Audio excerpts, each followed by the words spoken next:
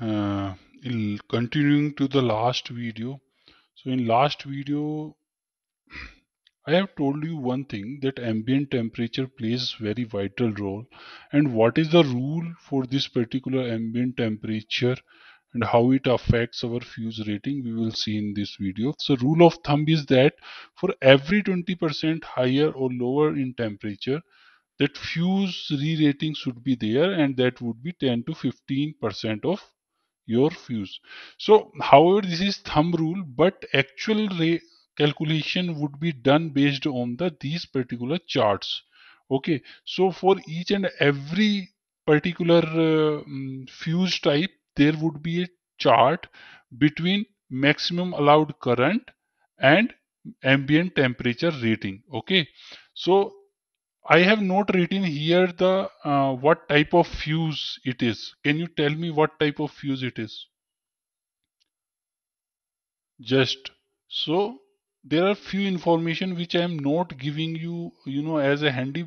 So you should, by learning, you should come to know what type of fuse it is. So you can see that 30 amps of to 200 amps, and I told you which type of fuse has this type of rating, that is MIDI fuse. Okay, so this is the characteristic of derating of fuse melting element is done is for MIDI fuse. So like that, maxi fuse will be there, then mega fuse will be there, and you will get all these charts on the data sheet of that particular fuse.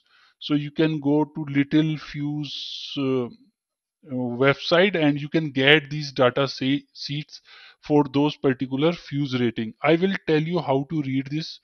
So suppose this is my 30 amps of fuse. Okay, this is my maximum allowed current in this on sorry, on minus 40, minus 30, this is the temperature, minus 20, minus 10, 0, and then 10 ampere, then 30 ampere, 30 degree centigrade, 40 degree centigrade, 50 degree centigrade.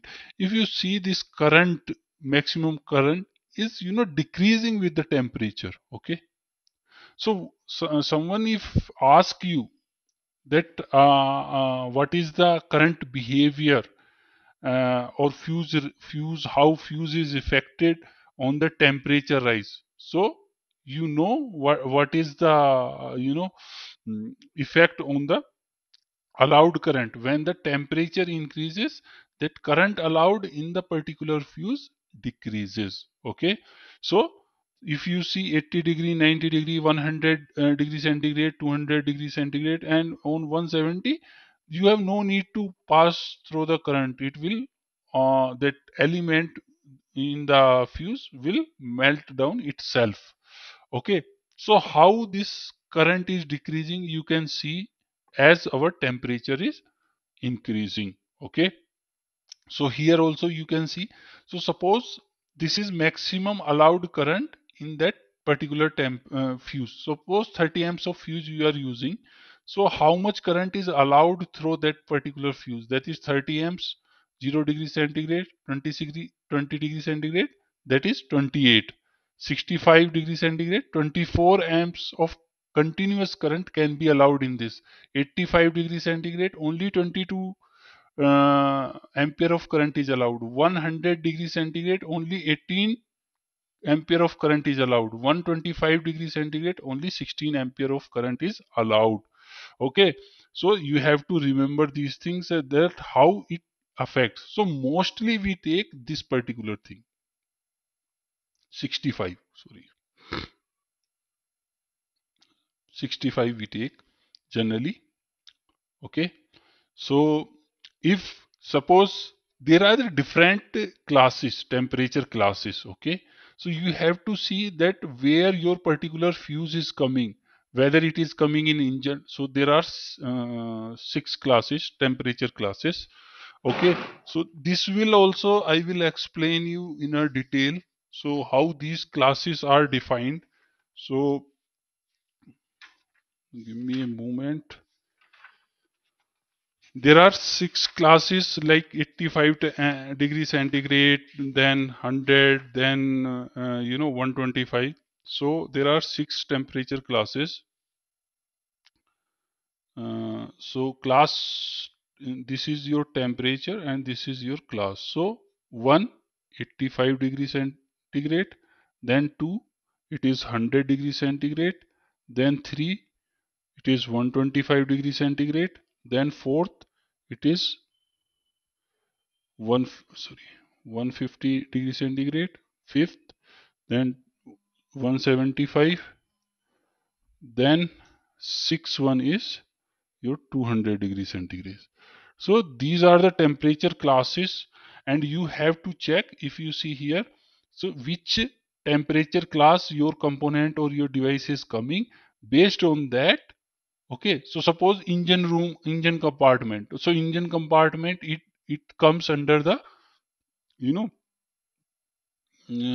around 100 to 125. Okay, so in this case you have to select in this, okay, in this particular area. Okay, you have to see your location of the fuse box, where your fuse box is located, and then you have to select the particular fuse based on these classes. Okay, on these 6 classes. I hope it makes sense what I'm trying to say. If it is still not, then you just comment below. I will give you an answer of these questions.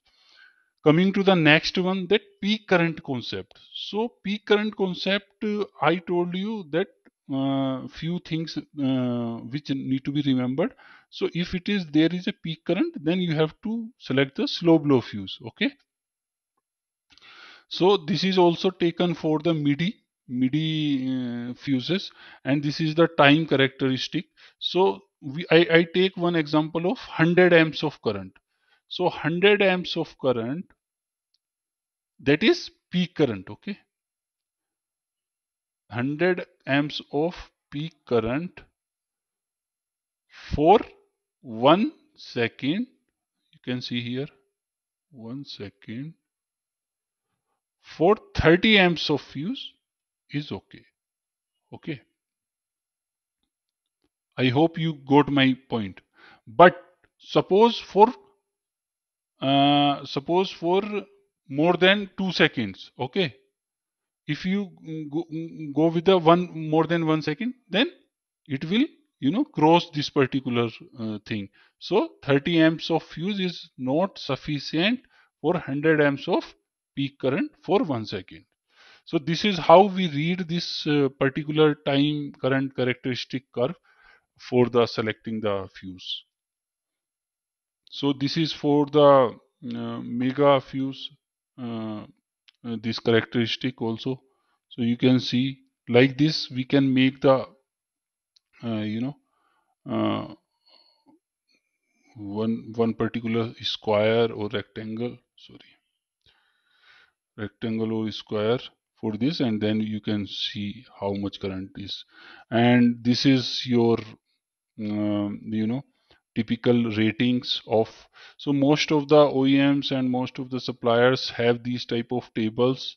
And this, what I told you, this is the concept behind the tables which are given to you, and based on that you select the cable size, that 2.5 square mm, the millivoltage 65 millivolt, and this is the 30 amps of fuse is fine, and the color would be this orange. 50 amps के लिए, for 50 amps 6 square mm, 65 millivolt, and resistance is this. Okay, this is the I square T coefficient. It is nothing but, which I have already told you, this is regarding the um, heating observation. We will see this definition on this. So this is nothing but, this is the table which is made through these calculation which we have seen above. Okay, these are the part numbers where we take these part numbers. So nominal melting, this is called I square T is nominal melting. So I am not going in the detail. So basically we will see what it is if someone is asked measure of energy requirement to melt the fusing element, and is expressed as ampere square second. So ampere square second, which is I square T. Okay. This nominal melting I square energy, it represent within a time duration of 8 millisecond, 0 or less than, and a 1 millisecond. Okay, less than of a thin film fuses is a value that is constant for each different fusing element, because every fuse type rating as well as corresponding part number has a different fusing element. So this I square T depends on many things like fuse, which type of fuse you are using, midi, maxim, what type of element it is. Okay, it is necessary to determine the I square T for each. This I square T value is a parameter of fuse itself and is controlled by the element material. Okay, the configuration of fuse element. In addition to selecting the fuse on the basis of normal operating current, re-rating, and ambient temperature as discussed earlier, it is also necessary to apply the I square T design approach. So this is very deep concept, and generally we don't, but you have to understand what it is. What does it mean? Nominal melting. So nominal melting is not only constant value for each fuse element design, it is dependent on temperature and also independent on the temperature and voltage. So how this rating is done? Operating current, suppose 0.75 at ambient temperature of 25. Then we see the wave pulse. So you know I square T generally is used on the peak. Okay, so how, what type of peak is it is, what type of wave shape it is. Okay, so this IP is nothing but I peak, and there are few formulas for different wave shape. Then you have to check which type of wave shape has been arises due to this transient current. Then you have to find out the formula for this. Okay, so this particular formula is for this type of wave shape. Okay, so here I square T is 1 upon 5 IP. IP is nothing but IP square T. IP is the peak current. Okay, so this 1 upon 5, 8 square 0.4, and this is the second which comes. This value referred as a pulse I square T. Okay, coming to the second step, what we have to do, we have the chart for different uh, you know fuses. So this type of fuse gives the pulse I square T 20%, 22% of nominal I square T. So here nominal I square T would be 20% of this particular thing. Okay, so pulse I square T already we have calculated 0.512 divided by 0.25. This is the value of nominal I square T. Okay, so this particular value, then there would be one more chart, and this particular chart we will see this particular I square T is allowing this particular fuse or not. Okay, so it is based mostly on charts and the already calculated value. Normally you will get on the website of this particular fuse, on which you are, whether little fuse or precision or other fuse suppliers. Okay, however, you should know that I square T is nothing but nominal melting. Okay, that need to be considered, but most of the people do not consider it, in day-to-day calculations. So coming to the last slide, so we have discussed about many fuses, right? So if you see, this would be the fuse casing like this. Inside that, we will be having this fuse. You see, this would be the fuse case for the mega. Okay, for the normal mini fuse and maxi fuse, you have seen that in fuse box we insert those fuses. But for bolt down, it would be this type of casing would be there, and in that this would be the bolt where I mentioned you the torque, specification 6 and all those things. And this is the, two holes for the mounting. This is nothing but these mounting holes. This is the fuse, this is the, holes.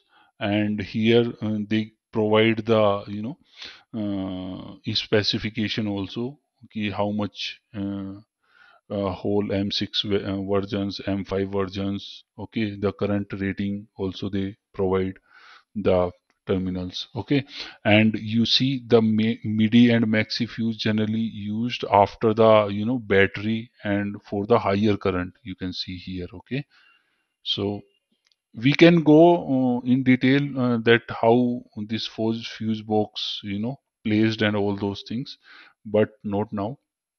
In the uh, next episode, we can go in the next. But I have one request. Please subscribe this channel, like at least, comment, okay, so that you can see that I am putting that much effort, okay. So I see that there are views on the videos, but subscriber and likes are not there. So please subscribe and like and comment. So next video will come when I will get the 100 subscriber, and this type of knowledge you will not get on website or somewhere else. You can comment below also if you want more, that how these casing are selected, how you are selecting only two, why we are not selecting three, why they have given only two, why we have not giving more, okay. All these things I will explain in the details. So please subscribe the channel, like, comment, share. It will be very useful for the knowledge. Thank you everyone.